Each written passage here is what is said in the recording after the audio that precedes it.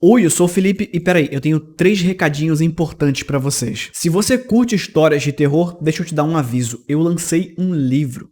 Sim, mais um. Assim Disse o Universo é uma noveleta de suspense onde 2 amigos cariocas curtem a vida adoidado entre festas, música alta e drogas. Até que um deles sugere ir em uma cartomante. Segundo o amigo, a mulher é capaz de dizer como você vai morrer. Notem que eu não disse quando ou onde, eu disse apenas como. A partir daí, surge uma sequência de paranoias e conspirações. Uma história deliciosa para quem curte suspense e reviravoltas. O link tá aqui na descrição e no comentário fixado. Mas calma que eu ainda tenho um segundo recado, que é mais urgente. Hoje, dia 23 de abril, é o último dia para votar no meu livro Fios de Horror no Prêmio Leblanc. A primeira fase é por voto popular, então, para garantir uma vaga na final, você só precisa ir no primeiro link na descrição e no comentário fixado, colocar o seu nome e e-mail. Na página seguinte, você vai escrever Fios de Horror na categoria Antologia Coletânea. Tem muita antologia participando com contos de autores diferentes, o que significa que são mais pessoas pedindo para mais pessoas votarem. Se a gente quiser ter o Fios de Horror lá na final, você precisa votar. E votar muito. Eles contabilizam um voto por e-mail, ok? Esse é mais um passo muito importante para esse jovem escritor carioca que sonha em um dia viver de literatura de horror e ficção científica. Então, eu conto com o seu voto. E com o do seu tio, do seu avô, do seu cachorro e com o seu voto de novo. Por isso, eu vou deixar o meu muito obrigado antecipado. E por último, eu estreiei um canal novo só para creepypastas e conteúdos de terror no formato antigo. Para vocês lavarem a louça, dormir, ouvir enquanto joga, exatamente como isso tudo começou. Felipe Raiz, do jeito que vocês sempre gostaram. Já saiu uma SCP lá. E hoje às 6 da tarde tem creepypasta. Não perde. Mas voltando ao assunto, como vocês devem ter percebido, Sexta Maldita tá se moldando para ser o programa mais estranho da internet. Aqui é onde você vem toda sexta para ouvir algum caso misterioso que vai te deixar de cabelo em pé, mas também com uma sensação de desconforto por não conseguir encontrar uma explicação lógica. É por isso que eu vou começar o episódio de hoje com um spoiler. Um helicóptero sobrevoa uma fazenda e arremessa uma caixa. Dentro da caixa, o corpo de uma mulher.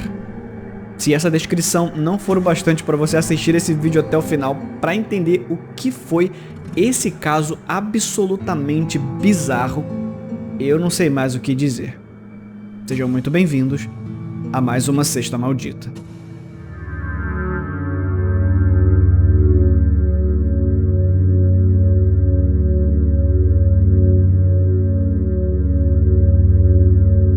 Era outono de 1976. No condado de Benton, Indiana, no centro-oeste dos Estados Unidos.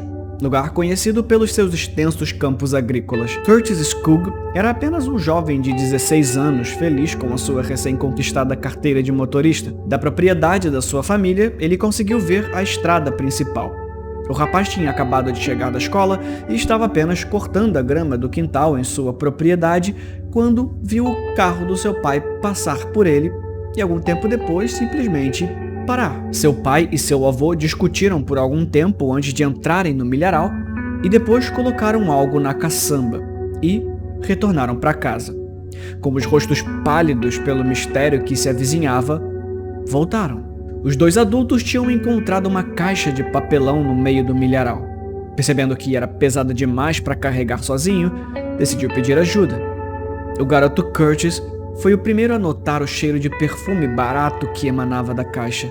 E claro, o fedor pútrido que o acompanhava. Foi ali que ele soube que tinha alguma coisa errada. Era uma caixa branca e toda enrolada com silver tape. Havia algo escrito à mão, wardrobe, ou guarda-roupas em inglês. Em outra parte, podia-se ler hall closet, ou armário do corredor. Quando abriram a caixa, encontraram um vidro quebrado de perfume. E ao lado daquilo, alguma coisa estranha enrolada em camadas de plástico. Algo que parecia demais um ser humano. Alguém tinha jogado em sua propriedade uma caixa com uma mulher morta dentro. Assim, o mistério tinha sido instaurado. Quem era a mulher na caixa?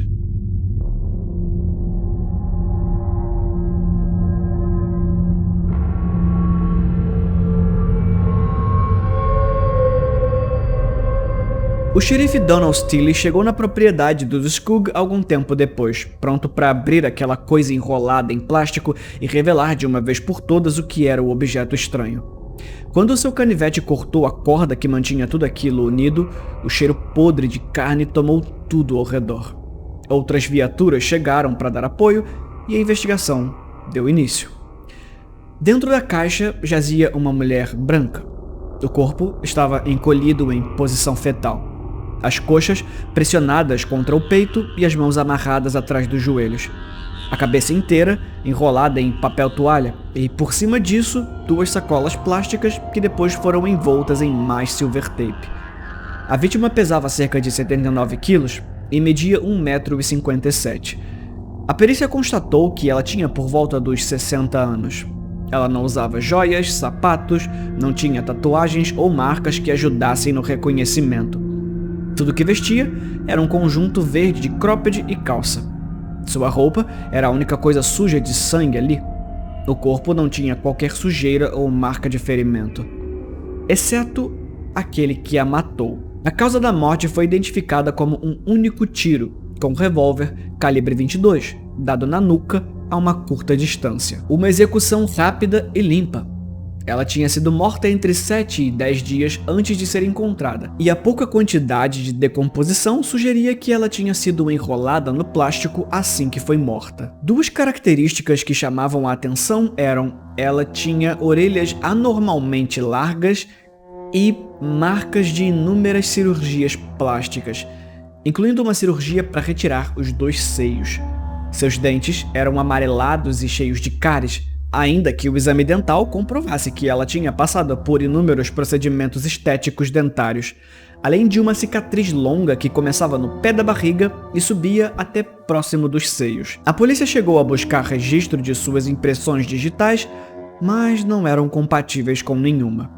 O que não resolvia o caso, mas diminuía a lista de possibilidades, agora que sabiam que ela nunca tinha sido presa ou tido problemas judiciais. Uma ilustração com o rosto da mulher morta foi divulgada em toda a mídia pública da época, mas ninguém apareceu para reclamar o corpo.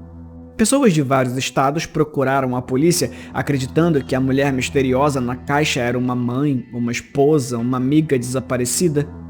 No final, nenhum deles reconheceu o corpo como sendo de seu ente querido. A pobre coitada foi enterrada como um indigente, numa sepultura sem lápide, no cemitério de Fowler, no estado de Indiana. Mas a identidade da mulher não era o único mistério que deixou a população assustada.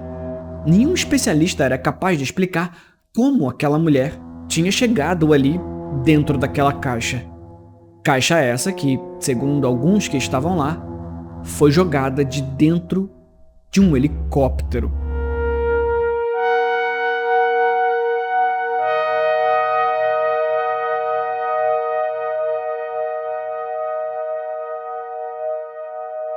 Um caso tão misterioso quanto esse com certeza abriria um leque gigantesco de opções. De início, a polícia cogitou que tinha sido uma execução relacionada a alguma organização criminosa.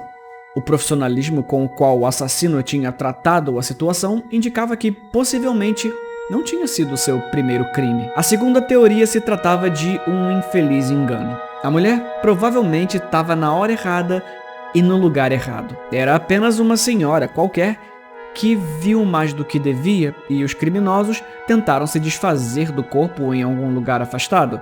Assim, dirigiram até uma cidade repleta de plantações e jogaram seu corpo ali, perdido no milharal. Só que você lembra como eu disse que o condado de Benton era conhecido por suas plantações? Isso significa que os fazendeiros estavam por lá 24 horas por dia.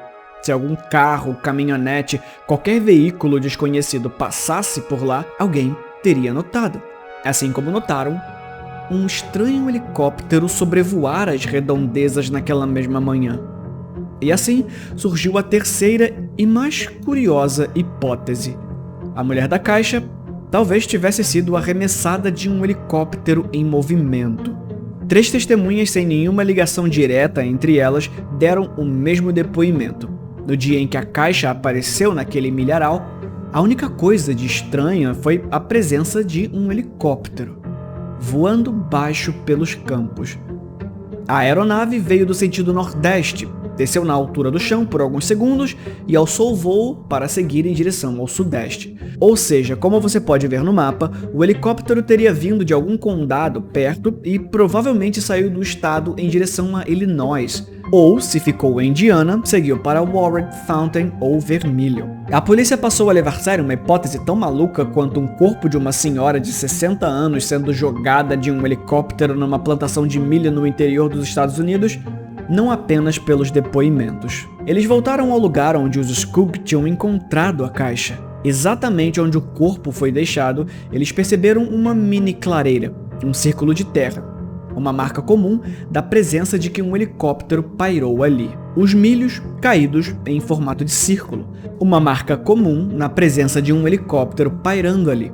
Assim como se eles tivessem pousado, os esquis do helicóptero teriam deixado marcas bastante evidentes. Se tomarmos essa teoria do helicóptero como verdade, a coisa fica um pouco mais complexa, porque uma única pessoa não conseguiria pilotar um helicóptero e ainda atirar uma caixa pesando mais de 70 quilos. Então, provavelmente, temos mais de uma pessoa envolvida na morte da mulher. A caixa estava intacta quando foi encontrada. O piloto desce rente ao chão, sem pousar, enquanto o outro arremessa a caixa.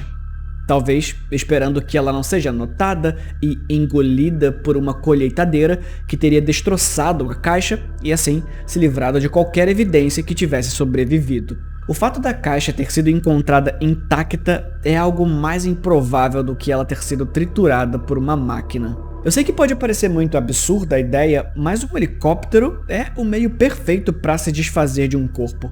Um carro, por exemplo, teria deixado marcas em seu caminho que levariam a polícia até o criminoso. Eu já vou chegar nisso. Mas se o seu caminho foi feito no ar, a questão é, que helicóptero? Talvez você não precisasse ser um Patrick Bateman para ter um helicóptero à sua disposição, apenas para satisfazer os seus desejos mórbidos. O modelo Bell 47 era muito usado como um pulverizador de plantações na época. Um helicóptero pequeno de 2 lugares e com espaço para carregar uma caixa de papelão com um cadáver dentro. Um helicóptero comumente usado por fazendeiros naquela região e naquela época. O que nos traz uma dúvida. Será que a polícia estava mesmo empenhada em investigar o caso?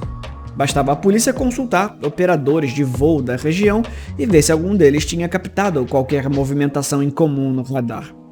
Era um helicóptero. A descrição das testemunhas talvez ajudasse a levar a um modelo que poderia ser procurado em todas as regiões adjacentes. Ainda assim, não é todo dia que você encontra alguém capaz de pilotar um helicóptero. Procurar por pilotos talvez fosse um bom caminho. Enfim, o caso seguiu sem qualquer perspectiva de resolução pelas décadas seguintes e completamente esquecido pelo público. Pelo menos até 2019, quando um grupo resolveu voltar a investigar.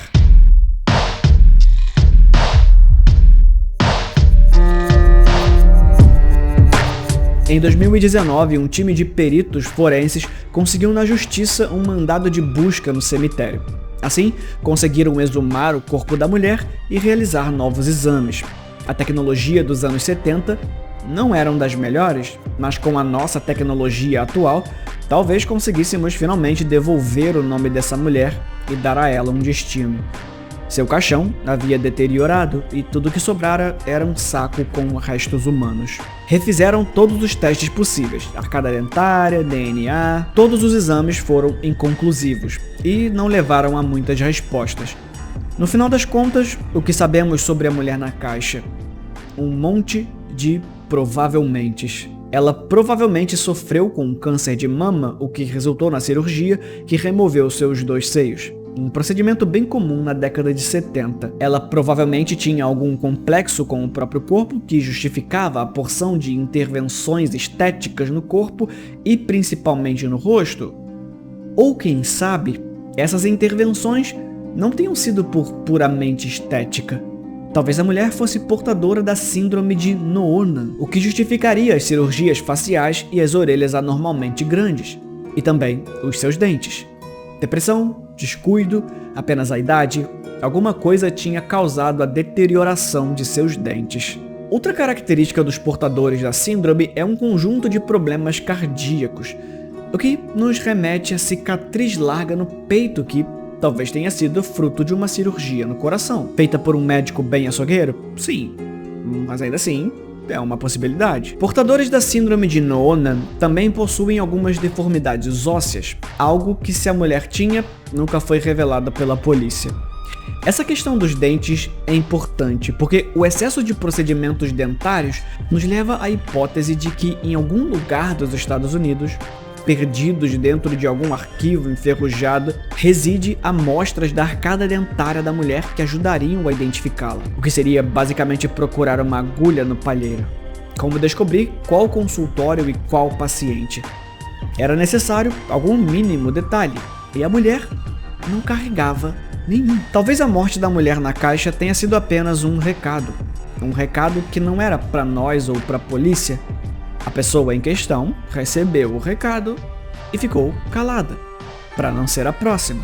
O envolvimento do helicóptero possivelmente indica algo muito maior do que um louco assassino. E a caixa? Com tanta fita adesiva por toda parte, será que a polícia nunca encontrou sequer uma impressão digital? No final das contas, a identidade da mulher na caixa permanece um mistério. Mas será que não existe nenhum caso que ao menos pareça ter ligação com esse assassinato? Então, antes de eu ir embora, deixa eu te contar a história de Ruth Martin.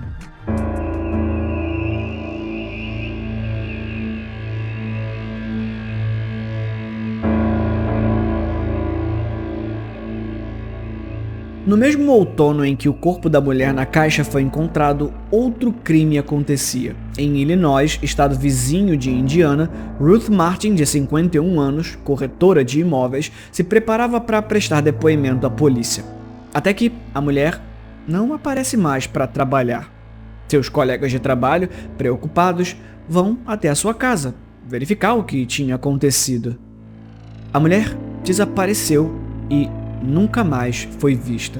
As únicas evidências do crime encontradas em sua casa eram manchas de sangue tipo A no chão da garagem e uma única cápsula calibre 22. 2 dias depois, seu carro foi encontrado a uns 50 quilômetros dali. Apesar de haver sangue no para-choque do carro, não havia nenhum sinal da mulher ou de seu paradeiro. Seu corpo nunca foi encontrado. 6 dias depois de seu desaparecimento, era o dia em que a mulher testemunharia contra Russell Smiricar. O homem estava sendo acusado de roubar carne em um mercado. A solução para se safar era simples: matar as testemunhas. Algum tempo depois, ele mataria a tiros de escopeta o homem que o viu e sua mulher grávida, Ruth Martin. Isso não foi o bastante para fugir da condenação. Em 1977, Russell foi condenado pelo roubo da carne e pelos homicídios, mas não pela morte de Ruth, que também permaneceu um mistério. Algumas semanas antes de morrer, em outubro de 2011, enquanto servia sua sentença de 300 anos por homicídio, o assassino confessou que, depois de matá-la, enterrou o corpo onde eventualmente seria pavimentada a Interestadual 55. A polícia tentou levá-lo para que ele apontasse o lugar onde ele tinha enterrado o corpo, mas ele disse que não conseguia. Afinal, já tinha se passado muito tempo. Além de Ruth, outra testemunha do caso, Michael Mansfield, também desapareceu e nenhum sinal de seu corpo foi encontrado. Apesar de ele não ter sido condenado por todos esses crimes, a polícia insiste que há evidência o suficiente para acreditar não somente que ele matou todas essas pessoas, mas que ele não agiu sozinho. Oficialmente, o caso de Ruth está encerrado. Mas não seria muita loucura imaginar isso. Russell encontra um amigo que trabalha numa plantação com o pai. Esse amigo sabe pilotar helicóptero. Eles voam de Illinois até Indiana com a mulher na caixa, se desfazem do corpo na esperança de que a colheitadeira engula a prova de seus crimes e vão embora. Assim como, quem sabe, talvez tenham feito até com o próprio Michael Mansfield, sabendo que mesmo que descubram é uma história absurda demais para todo mundo conseguir levar a sério, eles saem impunes, já que ele foi condenado pelos assassinatos onde encontraram os corpos. Mas essa parte aqui não são fatos. Claro, tudo isso é apenas a minha especulação. Eu quero saber a de vocês nos comentários. Essa foi mais uma Sexta Maldita. E se você ainda tá aí, por favor, não esquece, vê os links aqui embaixo. Eu preciso do seu voto mesmo, tá bom? E também eu tô louco pra saber o que vocês acharam do meu novo livro, Assim Disse o Universo. Baixa lá, lê e me fala o que vocês acharam. Falou? Muito obrigado por assistir até aqui. Fui. A gente se vê no próximo domingo com mais um vídeo. Muito obrigado por assistir esse vídeo até o final. Mas antes de ir embora, deixa eu só dar um recado. Dá muito trabalho fazer esses vídeos, então o dossiê do Felipe é mantido por uma campanha de financiamento coletivo. Quem participa a partir de R$ 7,00 tem um nome aqui nos créditos, como esses que você está vendo agora. Mas não é apenas isso. Você entra para o nosso grupo secreto do Discord e tem acesso a mais de 300 vídeos que eu tive que tirar do ar. Mas a parte mais legal é que no final de todo mês agora tem um podcast exclusivo, no formato dos vídeos que eu faço aqui, mas falando de assuntos que eu não poderia falar no YouTube, sacou? E já que você chegou até aqui, aproveita e assiste os outros vídeos que estão aparecendo agora na tela também. Eu garanto que você vai gostar. Até a próxima.